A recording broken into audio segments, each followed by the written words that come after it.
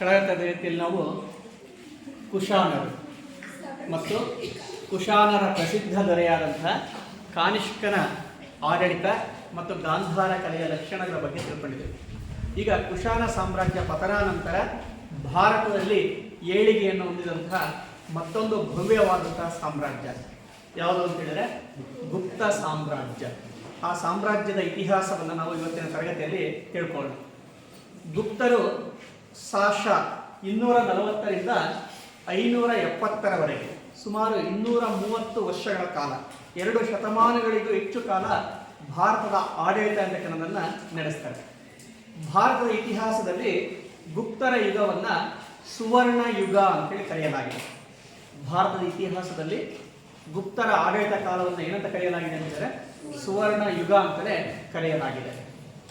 ಇನ್ನು ಗುಪ್ತರ ಸಾಮ್ರಾಜ್ಯ ಆರಂಭ ಆಗೋದಕ್ಕೆ ಹಿನ್ನೆಲೆಯನ್ನು ನಾವು ನೋಡೋದಾದರೆ, ಕುಶಾನ ಸಾಮ್ರಾಜ್ಯ ಮೌರ್ಯರ ನಂತರ ಭಾರತದಲ್ಲಿ ವಿಶಾಲವಾದಂಥ ಸಾಮ್ರಾಜ್ಯವನ್ನು ಸ್ಥಾಪಿಸಿ ಕಾನಿಷ್ಕ ರಾಜಕೀಯ ಐಕ್ಯತೆಯನ್ನು ನೆಲೆಗೊಳಿಸ್ತಾನೆ. ಆದರೆ ಕುಶಾನ ಸಾಮ್ರಾಜ್ಯದ ಪತನಾನಂತರ ಮತ್ತೆ ಭಾರತದಲ್ಲಿ ರಾಜಕೀಯ ಅನೈಕ್ಯತೆ ಅಂತಕ್ಕನ್ನೋದು ಸ್ಥಾಪನೆ ಆಗುತ್ತೆ. ಮತ್ತೆ ಭಾರತ ಸಣ್ಣ ಸಣ್ಣ ರಾಜ್ಯಗಳಾಗಿ ವಿಭಜನೆಯನ್ನು ಹೊಂದುತ್ತೆ. ಆಗ ಭಾರತವನ್ನು ಆಳ್ತಾ ಇದ್ದಂಥ ರಾಜಮನೆತನಗಳು ಯಾವ್ಯಾವ ಅಂತ ಹೇಳಿದ್ರೆ ವಾಕಾಟಕರು. ಕುಶಾನ ಸಾಮ್ರಾಜ್ಯ ಪತನಾನಂತರ ಅನೇಕ ಸಣ್ಣ ಸಣ್ಣ ರಾಜ್ಯಗಳು ಹುಟ್ಕೊಳ್ತವೆ. ಅಂತಹ ಸಣ್ಣ ಸಣ್ಣ ರಾಜ್ಯಗಳನ್ನು ಆಳಿದಂತಹ ರಾಜಮನೆತನಗಳು ಯಾವ್ಯಾವ ಅಂತ ಹೇಳಿದ್ರೆ ವಾಕಾಟಕರು, ಅವರ ನಾಗರು, ಮೌಖರಿಗಳು, ಲಿಚ್ಛವಿಗಳು, ಯೌಧೇಯರು, ಹೀಗೆ ಹಲವು ಸಣ್ಣ ಸಣ್ಣ ರಾಜಮನೆತನಗಳು ಅಧಿಕಾರಕ್ಕೆ ಬರ್ತವೆ. ಸಣ್ಣ ಸಣ್ಣ ರಾಜಮನೆತನಗಳ ಅಸ್ತಿತ್ವ ಅಂತಕ್ಕನ್ನೋದು ಕಂಡುಬರುತ್ತೆ. ಈ ಎಲ್ಲ ರಾಜ್ಯಗಳನ್ನು ಒಗ್ಗೂಡಿಸಿ ಮತ್ತೊಮ್ಮೆ ವಿಶಾಲವಾದಂತಹ ಸಾಮ್ರಾಜ್ಯವನ್ನು ಕಟ್ಟಿದ ಕೀರ್ತಿ ಯಾರಿಗೆ ಸಲ್ಲುತ್ತೆ ಅಂತ ಹೇಳಿದ್ರೆ ಗುಪ್ತ ಸಾಮ್ರಾಟರಿಗೆ ಸಲ್ಲುತ್ತೆ. ಪುನಃ ಭಾರತದಲ್ಲಿ ರಾಜಕೀಯ ಐಕ್ಯತೆ ಅಂತಕ್ಕನ್ನೋದನ್ನು ಅವರು ನೆಲೆಗೊಳಿಸ್ತಾರೆ. ಉತ್ತಮ ಆಡಳಿತವನ್ನು ಸಂಘಟಿಸ್ತಾರೆ. ಧರ್ಮ, ಸಾಹಿತ್ಯ, ಕಲೆ, ವಾಸ್ತುಶಿಲ್ಪ, ಅದರಲ್ಲೂ ಪ್ರಮುಖವಾಗಿ ಸಂಸ್ಕೃತ ಸಾಹಿತ್ಯದಲ್ಲಿ ಅವರು ಸುವರ್ಣ ಯುಗದ ಸೃಷ್ಟಿಗೆ ಕಾರಣರಾಗ್ತಾರೆ. ಹಾಗಾಗಿ ಗುಪ್ತರ ಕಾಲವನ್ನು ಭಾರತ ಇತಿಹಾಸದಲ್ಲಿ ಏನಂತ ಕರಿತೇವೆ ಅಂತ ಹೇಳಿದ್ರೆ ಸುವರ್ಣ ಯುಗ ಅಂತ ಕರೀತೇವೆ. ಇನ್ನು ಇವರ ರಾಜಕೀಯ ಇತಿಹಾಸವನ್ನ ನಾವು ಅವಲೋಕಿಸುವುದಾದ್ರೆ, ಶ್ರೀಗುಪ್ತ ಈ ಸಾಮ್ರಾಜ್ಯದ ಸ್ಥಾಪಕ. ಇವನು ಸಾಶ 240ರಿಂದ 300ರವರೆಗೆ ಆಡಳಿತವನ್ನು ಮಾಡ್ತಾನೆ. ಆದರೆ ಗುಪ್ತ ಸಂತತಿಯ ಸ್ಥಾಪಕ ಯಾರು ಅಂತ ಹೇಳಿದ್ರೆ ಶ್ರೀಗುಪ್ತ. ಇವನು ಸಾಶ 240ರಿಂದ 300ರವರೆಗೆ ಆಡಳಿತವನ್ನು ಮಾಡ್ತಾನೆ. ಇನ್ನು ಇವನ ನಂತರ ಇವನ ಮಗ ಘಟೋತ್ಕಚ ಅಧಿಕಾರಕ್ಕೆ ಬರ್ತಾನೆ.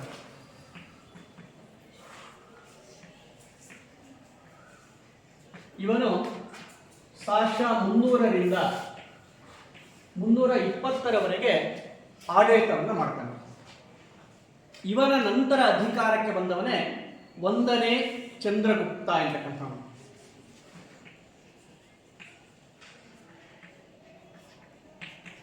ಇವನು ಸಾಶ 320ರಿಂದ 335ರವರೆಗೆ ಆಡಳಿತವನ್ನು ಮಾಡ್ತಾನೆ. ಗುಪ್ತ ಸಂತತಿಯ ಸ್ಥಾಪಕನ ಯಾರು ಅಂತ ಹೇಳಿದ್ರೆ ಶ್ರೀಗುಪ್ತ. ಶ್ರೀಗುಪ್ತನಿಂದ ಈ ಸಂತತಿ ಆರಂಭ ಆಗಿದ್ದರಿಂದಾಗಿ ಈ ಸಾಮ್ರಾಜ್ಯಕ್ಕೆ ಯಾವ ಹೆಸರು ಬಂತು ಅಂತ ಹೇಳಿದ್ರೆ ಗುಪ್ತ ಸಾಮ್ರಾಜ್ಯ ಎಂಬ ಹೆಸರು ಅಂತಕ್ಕಂಥದ್ದು ಬರುತ್ತೆ. ಅವನ ನಂತರ ಅವನ ಮಗ ಘಟೋತ್ಕಚ ಆಡಳಿತವನ್ನು ಮಾಡ್ತಾನೆ. ಅವನ ನಂತರ ಅಧಿಕಾರಕ್ಕೆ ಬಂದಂಥವನೇ ಶ್ರೀಗುಪ್ತನ ಮೊಮ್ಮಗನಾದಂಥ 1ನೇ ಚಂದ್ರಗುಪ್ತ. ಇವನ ಆಡಳಿತ ಕಾಲದಲ್ಲಿ ಪಾಟಲಿಪುತ್ರ ಇವರ ರಾಜಧಾನಿಯಾಗುತ್ತೆ. ಇವತ್ತಿನ ಬಿಹಾರದ ರಾಜಧಾನಿಯಾದಂತಹ ಪಾಟ್ನಾ ಅಂತಕ್ಕಂಥದ್ದೇನಿದೆ ಅದರ ಪ್ರಾಚೀನ ಹೆಸರೇ ಯಾವುದು ಅಂತ ಹೇಳಿದ್ರೆ ಪಾಟಲಿಪುತ್ರ.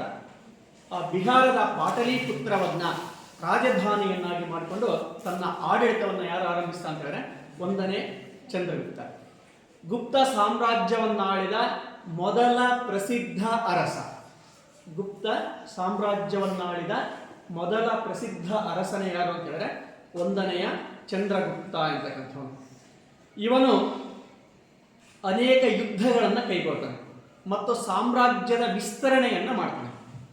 ತನ್ನ ದಿಗ್ವಿಜಯಗಳ ಮೂಲಕ, ತನ್ನ ಕದನಗಳ ಮೂಲಕ ಗುಪ್ತ ಸಾಮ್ರಾಜ್ಯವನ್ನ ವಿಸ್ತರಿಸುವ ಕೆಲಸ ಅಂತಕ್ಕನ್ನೋದನ್ನ ಮಾಡಿದ. ಇವನಿಗೆ ಚಂದ್ರಗುಪ್ತ ಕುಮಾರದೇವಿ ಲಿಚ್ಛವೀಯ ಎಂಬ ನಾಣ್ಯವನ್ನು ಹೊರಡಿಸ್ತಾನೆ. ಚಂದ್ರಗುಪ್ತ ಕುಮಾರದೇವಿ ಲಿಚ್ಛವೀಯ ಎಂಬ ನಾಣ್ಯವನ್ನ ಹೊರಡಿಸ್ತಾನೆ. ಇವನು ಈ ನಾಣ್ಯವನ್ನು ಹೊರಡಿಸಲಿಕ್ಕೆ ಕಾರಣ ಅಂತ ಹೇಳಿದ್ರೆ ಲಿಚ್ಛವಿ ಎಂಬ ಗಣರಾಜ್ಯವನ್ನು ಗೆಲ್ತಾನೆ. ಲಿಚ್ಛವಿ ಎಂಬ ಗಣರಾಜ್ಯವನ್ನು ಗೆಲ್ತಾನೆ. ಲಿಚ್ಛವಿಯ ರಾಜಕುಮಾರಿ ಕುಮಾರದೇವಿಯನ್ನ ವಿವಾಹವಾಗ್ತಾನೆ. ಲಿಚ್ಛವಿಯನ್ನ ಗೆದ್ದ ಲಿಚ್ಛವಿಯ ರಾಜಕುಮಾರಿಯಾದಂತಹ ಕುಮಾರದೇವಿಯನ್ನ ವಿವಾಹವಾದ. ಅದರ ನೆನಪಿಗಾಗಿಯೇ ಇವನು ಯಾವ ನಾಣ್ಯವನ್ನು ಹೊರಡಿಸ್ತಾ ಅಂತ ಹೇಳಿದ್ರೆ ಚಂದ್ರಗುಪ್ತ ಕುಮಾರದೇವಿ ಲಿಚ್ಛವೀಯ ಎಂಬ ನಾಣ್ಯವನ್ನು ಹೊರಡಿಸ್ತಾನೆ. ಅಷ್ಟೇ ಅಲ್ಲ, ಲಿಚ್ಛವಿ ದೌಹಿತ್ರ ಎಂಬ ಬಿರುದನ್ನು ಪಡ್ಕೊಳ್ತಾನೆ.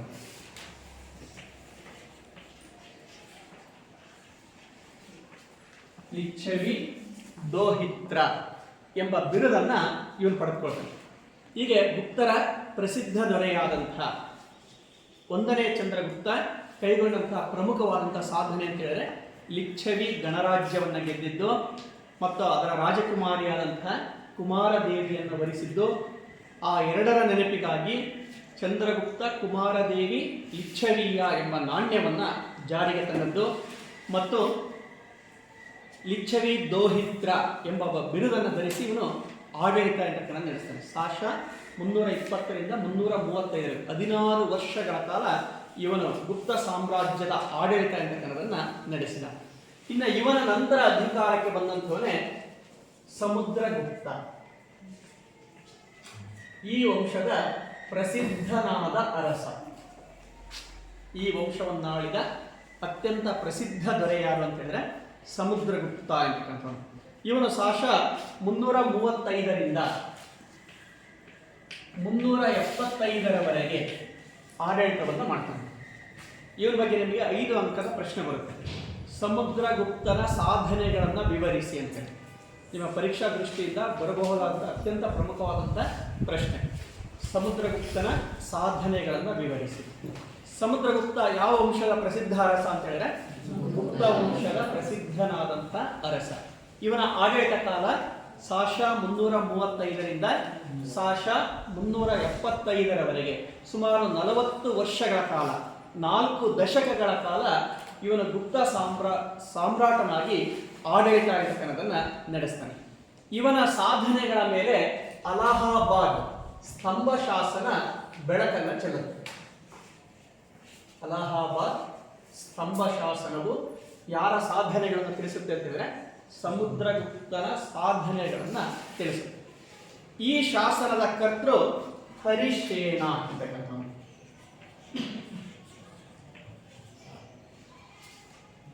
ಅಲಹಾಬಾದ್ ಶಾಸನವನ್ನ ಬರೆದವನು, ಅದನ್ನು ರಚಿಸಿದವನು ಯಾರು ಅಂತ ಹೇಳಿದ್ರೆ ಹರಿಶೇನ ಅಂತಕ್ಕಂಥವನು. ಈ ಶಾಸನ ಸಂಸ್ಕೃತ ಭಾಷೆಯಲ್ಲಿದೆ. ಈ ಶಾಸನವನ್ನು ಯಾವ ಭಾಷೆಯಲ್ಲಿ ರಚಿಸಲಾಗಿದೆ ಅಂತ ಹೇಳಿದ್ರೆ ಸಂಸ್ಕೃತ ಭಾಷೆಯಲ್ಲಿ ರಚಿಸಲಾಗಿದೆ. ಇದರಲ್ಲಿ ಒಟ್ಟು 33 ಸಾಲುಗಳಿವೆ. ಈ ಶಾಸನದಲ್ಲಿ ಒಟ್ಟು 33 ಸಾಲುಗಳಿವೆ. ಆ 33 ಸಾಲುಗಳಲ್ಲಿಯೇ ಸಮುದ್ರಗುಪ್ತನ ದಿಗ್ವಿಜಯಗಳನ್ನ ಕುರಿತು ಈ ಶಾಸನ ವಿವರಿಸುತ್ತೆ. ಇದನ್ನ ಹಿಂದಿನ ಪರೀಕ್ಷೆಗಳಲ್ಲಿ ಸಾಕಷ್ಟು ಬಾರಿ ನಿಮ್ಗೆ 2 ಅಂಕಕ್ಕೆ ಪ್ರಶ್ನೆಯನ್ನು ಕೇಳಿದರೆ, ಅಲಹಾಬಾದ್ ಶಾಸನ ರಚಿಸಿದವರು ಯಾರು, ಅದು ಯಾರ ಸಾಧನೆಗಳನ್ನು ವಿವರಿಸುತ್ತದೆ. ಅಲಹಾಬಾದ್ ಶಾಸನವನ್ನು ರಚಿಸಿದವನು ಹರಿಶೇನ. ಅದು ಸಮುದ್ರಗುಪ್ತನ ಸಾಧನೆಗಳ ಮೇಲೆ ಬೆಳಕನ್ನು ಚೆಲ್ಲುತ್ತೆ. ಇದು ಯಾವ ಭಾಷೆಯಲ್ಲಿ ರಚನೆಯಾಗಿದೆ ಅಂತಂದರೆ ಸಂಸ್ಕೃತ ಭಾಷೆಯಲ್ಲಿ ರಚನೆಯಾಗಿದೆ. ಇದರಲ್ಲಿ ಒಟ್ಟು 33 ಸಾಲುಗಳಿವೆ. ಆ 33 ಸಾಲುಗಳೇ ಸಮುದ್ರಗುಪ್ತನ ದಿಗ್ವಿಜಯಗಳ ಮೇಲೆ ಬೆಳಕನ್ನು ಚೆಲ್ಲುತ್ತವೆ. ಇನ್ನು ಸಮುದ್ರಗುಪ್ತನನ್ನ ಭಾರತದ ನೆಪೋಲಿಯನ್ ಅಂತ ಕರೀತಾರೆ. ಸಮುದ್ರಗುಪ್ತನನ್ನು ಏನಂತ ಕರೆಯಲಾಗುತ್ತೆ ಅಂತಾರೆ ಭಾರತದ ನೆಪೋಲಿಯನ್. ಮೌರ್ಯ ಮತ್ತು ಕುಶಾನರ ನಂತರ ಹರಿದು ಹಂಚಿ ಹೋಗಿದ್ದಂಥ ಭಾರತದ ಭೂಭಾಗಗಳನ್ನ ಒಂದೇ ಚಕ್ರಾಧಿಪತ್ಯಕ್ಕೆ ಒಳಪಡಿಸಿದ ಕೀರ್ತಿ ಯಾರಿಗೆ ಸಲ್ಲುತ್ತೆ ಅಂತಂದ್ರೆ ಸಮುದ್ರಗುಪ್ತನಿಗೆ ಸಲ್ಲುತ್ತೆ. ನೆಪೋಲಿಯನನ್ನ 100 ಕದನಗಳ ಸಿಂಹ ಅಂತಲೂ ಕರೆಯಲಾಗುತ್ತೆ.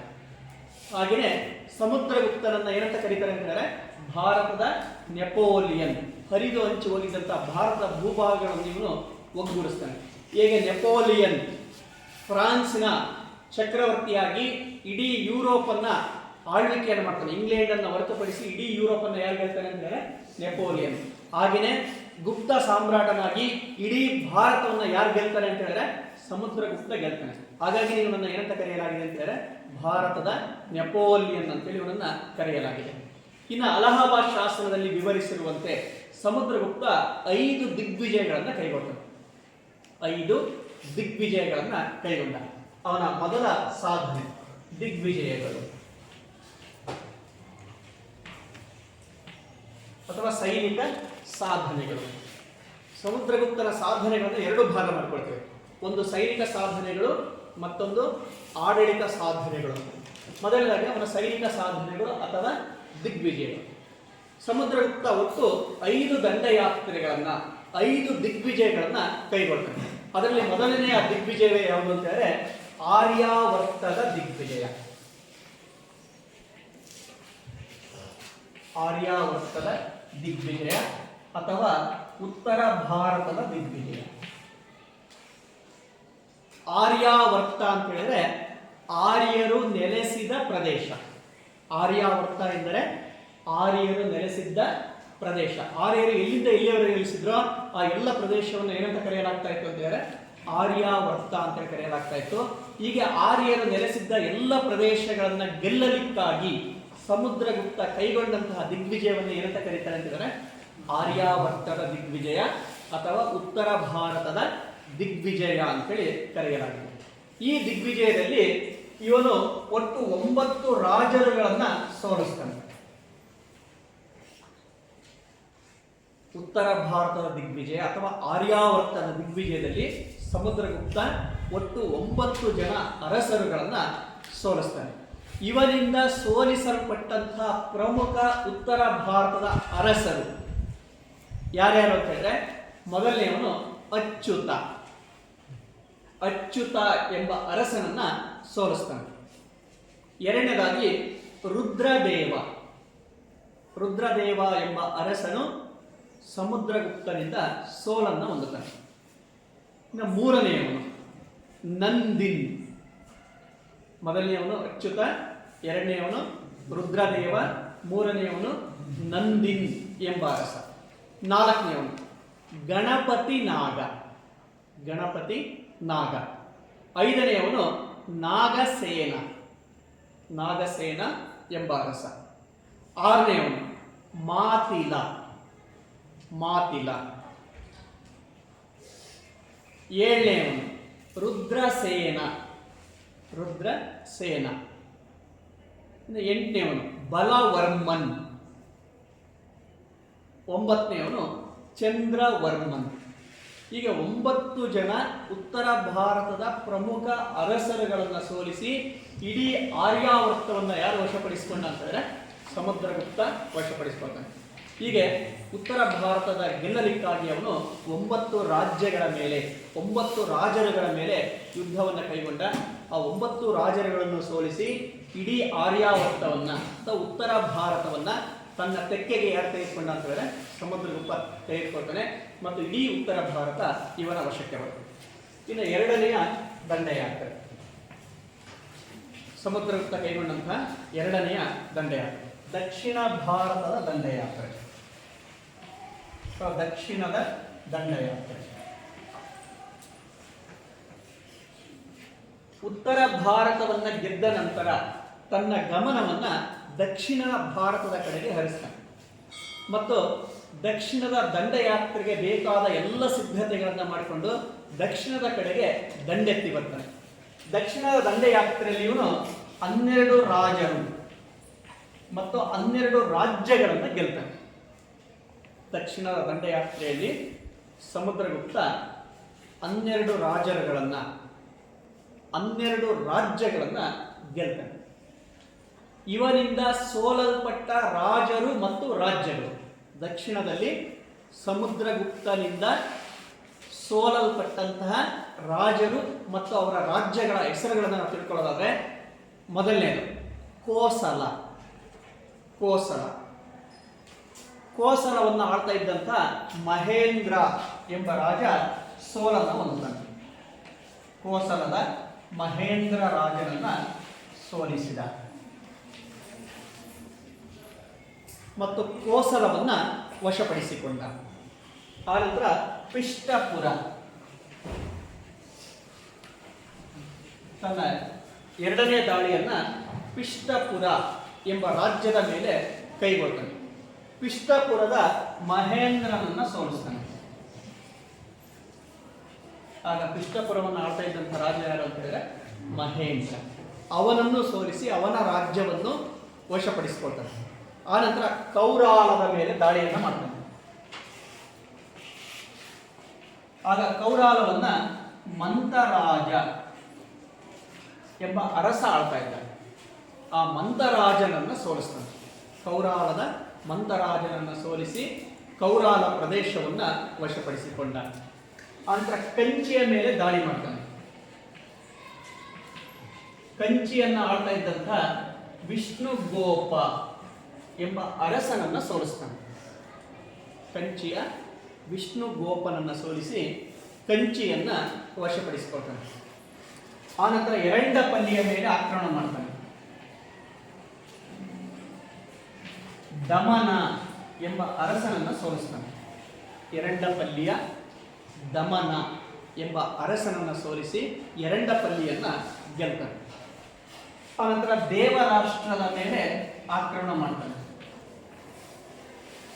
ದೇವರಾಷ್ಟ್ರದ ಕುಬೇರ ಎಂಬ ಅರಸನನ್ನ ಸೋಲಿಸಿ ದೇವರಾಷ್ಟ್ರವನ್ನ ವಶಪಡಿಸಿಕೊಳ್ತಾನೆ. ಆನಂತರ ಮಹಾಕಾಂತಾರ ಅದನ್ನು ಆಳ್ತಾ ಇದ್ದಂತಹ ವ್ಯಾಘ್ರ ರಾಜನನ್ನು ಸೋಲಿಸ್ತಾನೆ. ಮಹಾಕಾಂತಾರದ ವ್ಯಾಘ್ರ ರಾಜನನ್ನ ಸೋಲಿಸಿ ಮಹಾಕಾಂತಾರವನ್ನ ವಶಪಡಿಸಿಕೊಳ್ತಾನೆ. ಆನಂತರ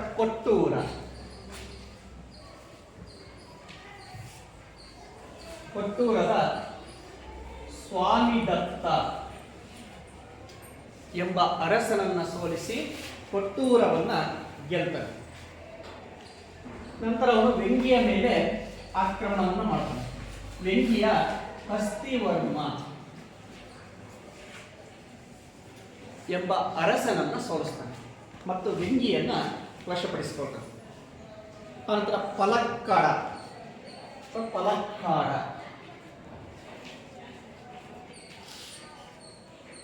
ಪಲಕ್ಕಾಡದ ಅರಸನಾದಂಥ ಉಗ್ರಸೇನನನ್ನ ಸೋಲಿಸಿ ಪಲಕ್ಕಾಡವನ್ನ ವಶಪಡಿಸಿಕೊಳ್ತಾರೆ. ನೆಕ್ಸ್ಟ್ 12ನೇದಾಗಿ ಅವಮುಕ್ತ ಎಂಬ ರಾಜ್ಯದ ಮೇಲೆ ದಾಳಿ ಮಾಡ್ತಾನೆ.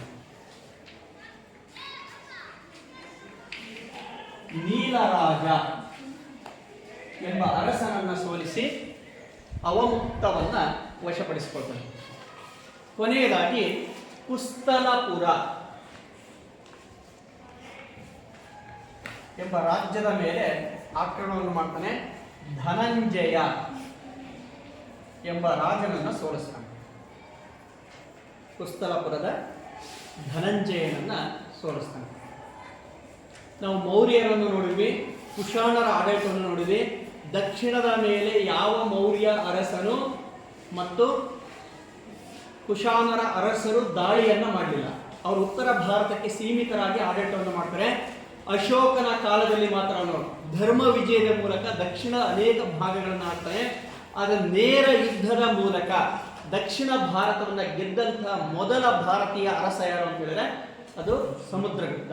ದಕ್ಷಿಣವನ್ನು ಆಳ್ತಾ ಇದ್ದಂತಹ 12 ರಾಜರುಗಳನ್ನ ಮತ್ತು 12 ರಾಜ್ಯಗಳನ್ನ ಗೆದ್ದು ಅವುಗಳನ್ನ ತನ್ನ ಸಾಮ್ರಾಜ್ಯದಲ್ಲಿ ವಿಲೀನ ಅಂತಕ್ಕನ್ನೋದನ್ನ ಮಾಡ್ಕೊಳ್ತಾನೆ. ಹಾಗೆ ದಕ್ಷಿಣ ಭಾರತವೂ ಸಹ ಯಾರ ಆಡಳಿತಕ್ಕೆ ಒಳಪಡ್ತು ಅಂತ ಹೇಳಿದ್ರೆ ಸಮುದ್ರಗುಪ್ತನ ಆಡಳಿತಕ್ಕೆ ಒಳಪಡುತ್ತೆ.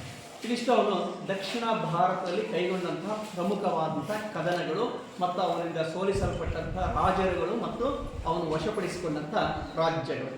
ಇನ್ನು ಮೂರನೇದಾಗಿ ಗಡಿನಾಡು ದಿಗ್ವಿಜಯ. ಗಡಿನಾಡು ದಿಗ್ವಿಜಯ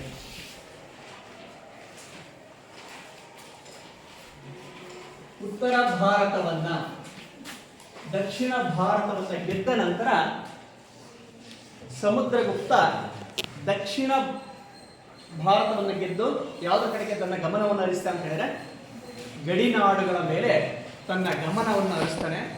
ಏಕೆ ಅಂತ ಹೇಳಿದ್ರೆ ಗಡಿ ಭಾಗಗಳ ಮೂಲಕವೇ ವಿದೇಶಿಯರು ಭಾರತದ ಮೇಲೆ ಪದೇ ಪದೇ ಆಕ್ರಮಣವನ್ನು ಮಾಡ್ತಾ ಇದ್ರು. ಹಾಗಾಗಿನೇ ಆ ವಿದೇಶಿಯರ ಆಕ್ರಮಣಗಳನ್ನು ತಡಿಬೇಕು ಅಂತ ಹೇಳಿದ್ರೆ ಗಡಿ ಭಾಗಗಳನ್ನು ಭದ್ರಪಡಿಸಬೇಕಾಗಿತ್ತು, ಗಡಿ ರಾಜ್ಯಗಳನ್ನು ಗೆಲ್ಲಬೇಕಾಗಿತ್ತು. ಅದಕ್ಕೋಸ್ಕರ ತನ್ನ ಮೂರನೆಯ ದಂಡಯಾತ್ರೆಯನ್ನು ಅವನು ಯಾವುದರ ಮೇಲೆ ಕೈಗೊಂಡ ಅಂತ ಹೇಳಿದ್ರೆ ಗಡಿನಾಡುಗಳ ಮೇಲೆ ಕೈಗೊಂಡ್ರೆ ಅದನ್ನೇ ನಾವು ಗಡಿನಾಡುಗಳ ದಿಗ್ವಿಜಯ ಅಂತೇಳಿ ಕರೀತೇವೆ.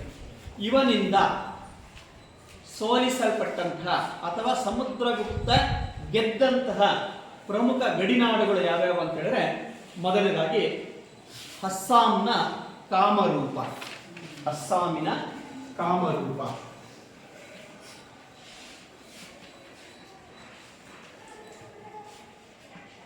ಬಂಗಾಳದ ಸಮತಟ. ಅಸ್ಸಾಮಿನ ಕಾಮರೂಪ, ಬಂಗಾಳದ ಸಮತಟ, ಪಂಜಾಬಿನ ಕರ್ತೃಪುರ.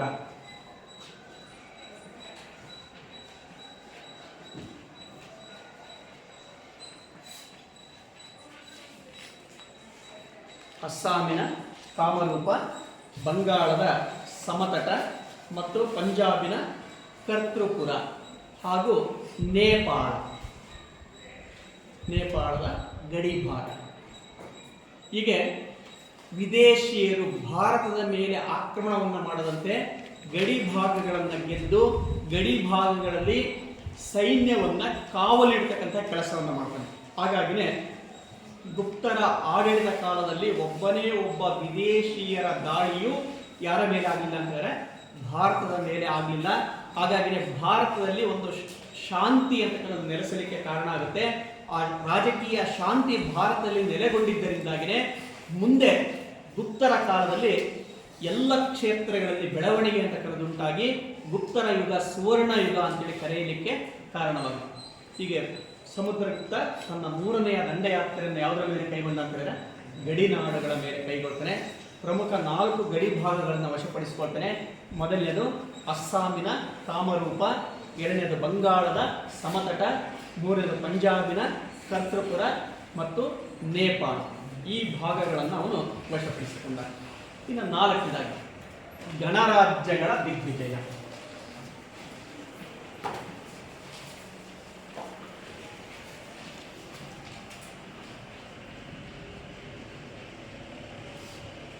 ಸಮುದ್ರಗುಪ್ತ ಗಡಿನಾಡುಗಳನ್ನು ಭದ್ರಪಡಿಸಿದ ನಂತರ ತನ್ನ ಗಮನವನ್ನ ಗಣರಾಜ್ಯಗಳ ಮೇಲೆ ಹರಿಸ್ತಾನೆ.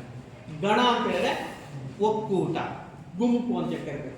ಅನೇಕ ಸಣ್ಣ ಸಣ್ಣ ರಾಜರುಗಳು ಸೇರಿಕೊಂಡು ಗಣರಾಜ್ಯಗಳನ್ನು ಸ್ಥಾಪಿಸಿಕೊಂಡು ಒಕ್ಕೂಟ ವ್ಯವಸ್ಥೆಯನ್ನು ಸ್ಥಾಪಿಸಿಕೊಂಡು ಆಡಳಿತವನ್ನು ಮಾಡ್ತಾ ಇದ್ರು. ಅಂತಹ ಅನೇಕ ಗಣರಾಜ್ಯಗಳ ಮೇಲೆ ತನ್ನ ದಿಗ್ವಿಜಯವನ್ನು ಯಾರು ಸಾಧಿಸಿದ ಅಂತ ಹೇಳಿದ್ರೆ ಸಮುದ್ರಗುಪ್ತ ಸಾಧಿಸಿ ಅನೇಕ ಗಣರಾಜ್ಯಗಳನ್ನು ಗೆದ್ದು ಅವುಗಳನ್ನು ತನ್ನ ಸಾಮ್ರಾಜ್ಯದಲ್ಲಿ ವಿಲೀನ ಅಂತಕ್ಕಂಥದನ್ನ ಮಾಡ್ಕೊಳ್ತಾನೆ. ಇವನಿಂದ ಸೋಲಿಸಲ್ಪಟ್ಟಂತಹ ಪ್ರಮುಖ ಗಣರಾಜ್ಯಗಳು ಮಾಳ್ವ, ಮಾಳ್ವ, ಅರ್ಜುನಾಯರ, ಮಾಳ್ವರು, ಅರ್ಜುನಾಯರರು, ಯೌಧೇಯರು,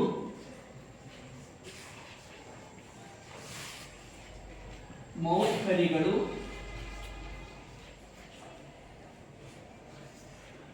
ಲಿಚ್ಛವಿಗಳು, ಹೀಗೆ ಅನೇಕ ಗಣರಾಜ್ಯಗಳನ್ನು ಯಾರು ವಶಪಡಿಸಿಕೊಂಡ ಅಂತ ಹೇಳಿದ್ರೆ ಸಮುದ್ರಗುಪ್ತ ವಶಪಡಿಸಿಕೊಳ್ತಾನೆ. ಅಂದ್ರೆ ಗುಪ್ತ ಸಾಮ್ರಾಜ್ಯ ಅಧಿಕಾರಕ್ಕೆ ಬರುವುದಕ್ಕಿಂತ ಮುಂಚೆ ಸಣ್ಣ ಸಣ್ಣ ರಾಜ್ಯಗಳು ಏಳಿಗೆಯನ್ನು ಹೊಂದಿದ್ವು ಅಂತ ಹೇಳಿದ್ವಿ.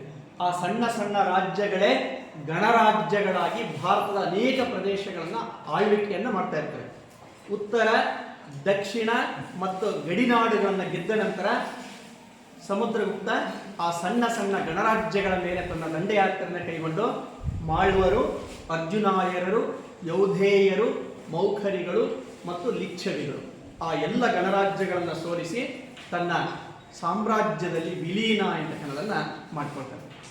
ಇನ್ನು ಕೊನೆಯದಾಗಿ ಅಡವಿ ರಾಜ್ಯಗಳ ದಿಗ್ವಿಜಯ, ಅವನು ಕೈಗೊಂಡಂತಹ 5ನೆಯ ದಂಡಯಾತ್ರೆ ಅಡವಿ ರಾಜ್ಯಗಳ ದಿಗ್ವಿಜಯ.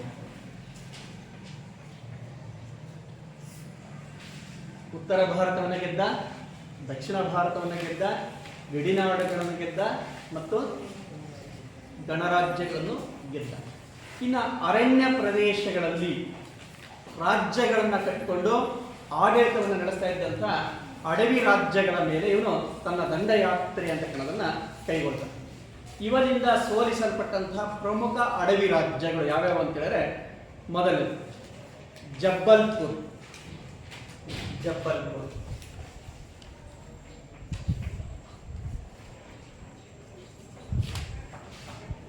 ಆನಂತರ ಭಾಗೇರಖಂಡ,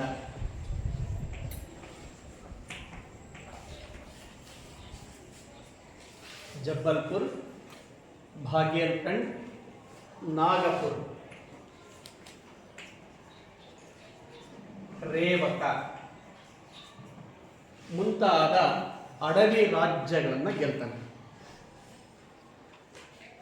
ಜಬ್ಬಲ್ಪುರ್, ಭಾಗೇರ್ಖಂಡ್, ನಾಗ್ಪುರ್ ಮತ್ತು ರೇವಕ ಎಂಬ ಅಡವಿ ರಾಜ್ಯಗಳನ್ನು ಗೆದ್ದು ಇಡೀ ಭಾರತದ ಮೇಲೆ ದಕ್ಷಿಣದ ಕೆಲವೇ ಭಾಗಗಳನ್ನು ಬಿಟ್ಟು ಇನ್ನುಳಿದಂತಹ ಎಲ್ಲ ಭೂಭಾಗಗಳ ಮೇಲೆ ತನ್ನ ಅಧಿಪತ್ಯವನ್ನು, ತನ್ನ ಚಕ್ರಾಧಿಪತ್ಯವನ್ನು ಯಾರು ಸ್ಥಾಪಿಸ್ತಾ ಅಂತ ಹೇಳಿದ್ರೆ ಸಮುದ್ರಗುಪ್ತ ಎಂತಕ್ಕಂಥವನು ಸ್ಥಾಪನೆಯನ್ನು ಮಾಡ್ತಾನೆ. ಇವನ ಈ ದಿಗ್ವಿಜಯಗಳಿಂದಾಗಿ ಇವನ ಸಾಮ್ರಾಜ್ಯ ಎಲ್ಲಿಂದ ಎಲ್ಲಿಯವರೆಗೆ ಹರಡಲ್ಪಡ್ತು ಅಂತ ಹೇಳಿದ್ರೆ ಸಮುದ್ರಗುಪ್ತನ ಸಾಮ್ರಾಜ್ಯದ ವಿಸ್ತಾರ, ಅವನ ಸಾಮ್ರಾಜ್ಯದ ಎಲ್ಲೆಗಳು ಎಲ್ಲಿಂದ ಎಲ್ಲಿಯವರೆಗೆ ಹರಡಲ್ಪಟ್ಟು ಅಂತ ಹೇಳಿದ್ರೆ ಉತ್ತರದಲ್ಲಿ ಹಿಮಾಲಯ, ಸಮುದ್ರಗುಪ್ತನ ಸಾಮ್ರಾಜ್ಯವು ಉತ್ತರದಲ್ಲಿ ಹಿಮಾಲಯದವರೆಗೆ, ಹಿಮಾಲಯ ಪರ್ವತ ಶ್ರೇಣಿಯವರೆಗೆ ತನ್ನ ಸಾಮ್ರಾಜ್ಯವನ್ನು ವಿಸ್ತರಿಸ್ತಾನೆ. ದಕ್ಷಿಣದಲ್ಲಿ ವಿಂಧ್ಯ ಪರ್ವತವನ್ನು ದಾಟಿ ಬರ್ತಾರೆ, ಈಗಿನ ತಮಿಳುನಾಡಿನವರೆಗೆ, ತಮಿಳುನಾಡು ವಿಂಧ್ಯ ಪರ್ವತ, ದಕ್ಷಿಣದಲ್ಲಿ ವಿಂಧ್ಯ ಪರ್ವತದವರೆಗೆ ತಮಿಳುನಾಡಿನವರೆಗೆ ತನ್ನ ಸಾಮ್ರಾಜ್ಯವನ್ನು ವಿಸ್ತರಿಸಿದರೆ ಪೂರ್ವದಲ್ಲಿ ಬಂಗಾಳ, ಬಂಗಾಳ ಕೊಲ್ಲಿಯವರೆಗೆ ತನ್ನ ಸಾಮ್ರಾಜ್ಯದ ವಿಸ್ತರಣೆಯನ್ನು ಮಾಡ್ತಾರೆ. ಇನ್ನು ಪಶ್ಚಿಮದಲ್ಲಿ ಪಂಜಾಬಿನವರೆಗೆ ಹೀಗೆ ಉತ್ತರದಲ್ಲಿ ಹಿಮಾಲಯ, ದಕ್ಷಿಣದಲ್ಲಿ ವಿಂಧ್ಯ ಪರ್ವತ, ಪೂರ್ವದಲ್ಲಿ ಬಂಗಾಳ ಮತ್ತು ಪಶ್ಚಿಮದಲ್ಲಿ ಪಂಜಾಬಿನವರೆಗೆ ತನ್ನ ಸಾಮ್ರಾಜ್ಯವನ್ನು ವಿಸ್ತರಿಸಿದ. ಈಗಿನ ಭಾರತ ಅಂತಕ್ಕಂಥದ್ದೇನಿದೆ ಅದರ ದಕ್ಷಿಣದ ಕೆಲವು ಭಾಗಗಳನ್ನು ಬಿಟ್ಟರೆ ಇಡೀ ಭಾರತ ಯಾರ ಆಡಳಿತಕ್ಕೆ ಒಳಪಡ್ತು ಅಂತ ಹೇಳಿದ್ರೆ ಸಮುದ್ರಗುಪ್ತನ ಆಡಳಿತಕ್ಕೆ ಒಳಪಡ್ತು. ಹೀಗೆ ತನ್ನ ದಿಗ್ವಿಜಯಗಳ ಮೂಲಕ ವಿಶಾಲವಾದಂತಹ ಸಾಮ್ರಾಜ್ಯವನ್ನು ಕಟ್ಟಿದಂತಹ ಕೀರ್ತಿ ಯಾರಿಗೆ ಸಲ್ಲುತ್ತೆ ಅಂತ ಹೇಳಿದ್ರೆ ಸಮುದ್ರಗುಪ್ತನಿಗೆ ಸಲ್ಲುತ್ತೆ. ಇದಿಷ್ಟು ಸಮುದ್ರಗುಪ್ತನ ಸೈನಿಕ ಸಾಧನೆಗಳು ಅಥವಾ ಸಮುದ್ರಗುಪ್ತನ ದಿಗ್ವಿಜಯಗಳು. ಇನ್ನು 2ನೇ ಸಾಧನೆ ಸಮುದ್ರಗುಪ್ತನ ಆಡಳಿತ ಸಾಧನೆಗಳು, ಅಡ್ಮಿನಿಸ್ಟ್ರೇಟಿವ್ ರಿಫಾರ್ಮ್ಸ್ ಆಫ್ ಸಮುದ್ರಗುಪ್ತ.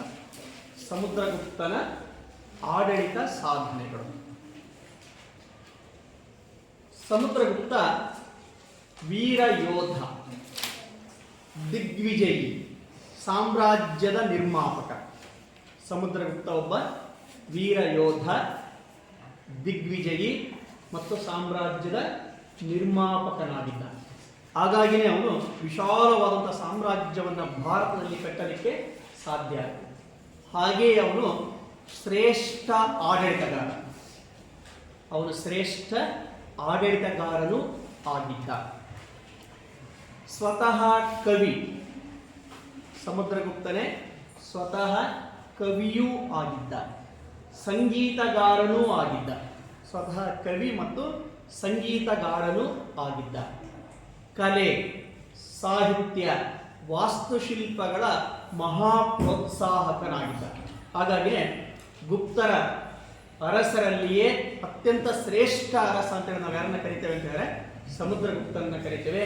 ವೀರ ಯೋಧನಾಗಿ, ದಿಗ್ವಿಜಯಶಾಲಿಯಾಗಿ, ಸಾಮ್ರಾಜ್ಯ ನಿರ್ಮಾಪಕನಾಗಿ, ಶ್ರೇಷ್ಠ ಆಡಳಿತಗಾರನಾಗಿ, ಕವಿಯಾಗಿ, ಸಂಗೀತಗಾರನಾಗಿ, ಕಲೆ, ಸಾಹಿತ್ಯ, ವಾಸ್ತುಶಿಲ್ಪಗಳ ಮಹಾ ಪ್ರೋತ್ಸಾಹಕನಾಗಿ ನಮಗೆ ಕಂಡುಬರ್ತಾನೆ. ಇನ್ನು ಇವನಿಗೆ ಕವಿರಾಜ ಎಂಬ ಬಿರುದಿತ್ತು. ಕವಿರಾಜ, ಸ್ವತಃ ಕವಿಯಾಗಿದ್ದ. ಹಾಗೆಯೇ ಅವನಿಗೆ ಕವಿರಾಜ, ಕವಿಗಳಿಗೆ ಆಶ್ರಯದಾತನೂ ಆಗಿದ್ದ. ಹಾಗಾಗಿ ಅವನಿಗೆ ಯಾವ ಬಿರುದಿತ್ತು ಅಂತ ಹೇಳಿದ್ರೆ ಕವಿರಾಜ ಎಂಬ ಬಿರುದಿತ್ತು.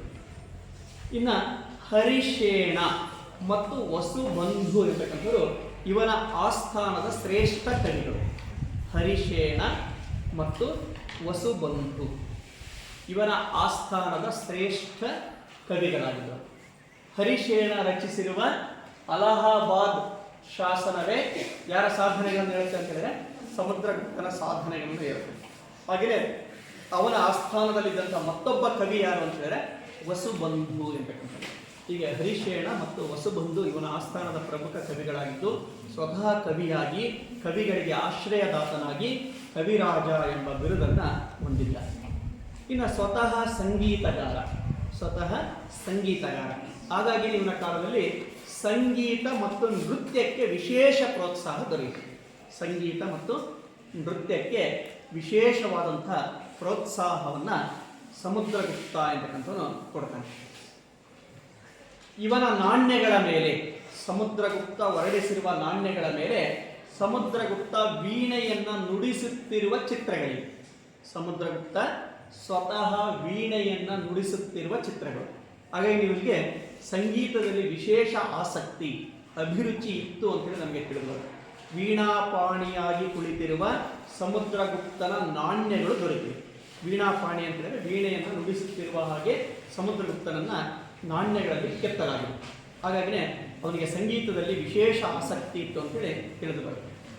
ಇನ್ನು ಇವನೊಬ್ಬ ದಕ್ಷ ಆಡಳಿತಗಾರ. ಬರೀ ವಿಶಾಲ ಸಾಮ್ರಾಜ್ಯ ಕಟ್ಟಿದ್ದಷ್ಟೇ ಅಲ್ಲ, ಅದನ್ನು ದಕ್ಷ ರೀತಿಯಿಂದ ಆಡಳಿತದ ನಿರ್ವಹಣೆಯನ್ನು ಯಾರು ಮಾಡ್ದ ಅಂತ ಹೇಳಿದ್ರೆ ಸಮುದ್ರಗುಪ್ತ ಅಂತಕ್ಕಂಥ ಮಾಡ್ತಾನೆ. ಹಾಗೆಯೇ ಇವನ ಕಾಲದಲ್ಲಿ ದೇವಾಲಯಗಳು ನಿರ್ಮಾಣ ಆಗ್ತವೆ.